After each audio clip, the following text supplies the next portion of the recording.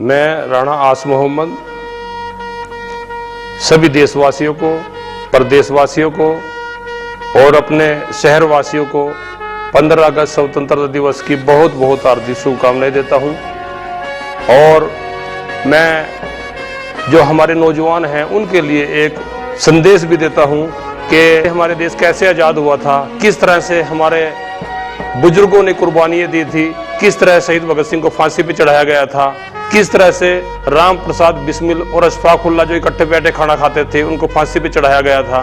तो मैं समझता हूं कि दो लाइनें आपने सुना होगा कि हम लाए हैं तूफान से कश्ती निकाल कर, इस देश को मेरे बच्चों रखना संभाल कर। अगर आप इसको गहन चिंता से, इसकी बारीकी से इसको समझेंगे, इसकी गहराई में जाएंगे तो किस तरह से उन्होंने कहा था फांसी पे चढ़ते हुए, तो आप ये सोचो कि देश ऐसे आज़ाद नहीं हुआ। किस तरह से हमारी माताओं बहनों ने किस तरह से अपने मांग के सिंदूर को देश के लिए कुर्बान कर दिया।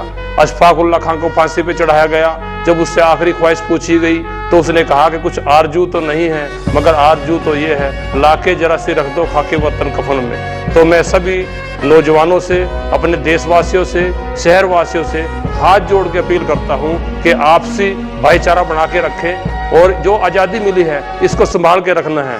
आज हमारा देश इतना पावरफुल है, इतना स्ट्रोंग है कि बाहर से कोई इस पे कोई हमला करने की सोच भी नहीं सकता। लेकिन आज हमारे को मजबूती देनी है आंतरिक मामलों में, आपसी भाईचारे में। अगर हम अपने बच्चों के अंदर ऐसे संस्कार, ऐसी सभ्यता भरेंगे कि अगर चोट मेरे मुस्लिम भाई को लगे तो दर्द मेरे हिंदू भाई को हो, चोट मेरे हिंदू भाई को लगे तो दर्द मेरे मुस्लिम भाई को हो। तो जहां तक मैं समझता हूं, अगर हम ऐसा करेंगे, ऐसी सभ्यता, ऐसे संस्कार अपने बच्चों में भरेंगे तो मैं समझता हूं कि बच्चों को एक तरह से उनको नफरत की आंधी छू भी न सकेगी। फिर देखना मेरा भारत कितना महान और शक्तिशाली होगा। सबको दोबारा फिर स्वतंत्रता दिवस की बहुत बहुत हार्दिक शुभकामनाएं।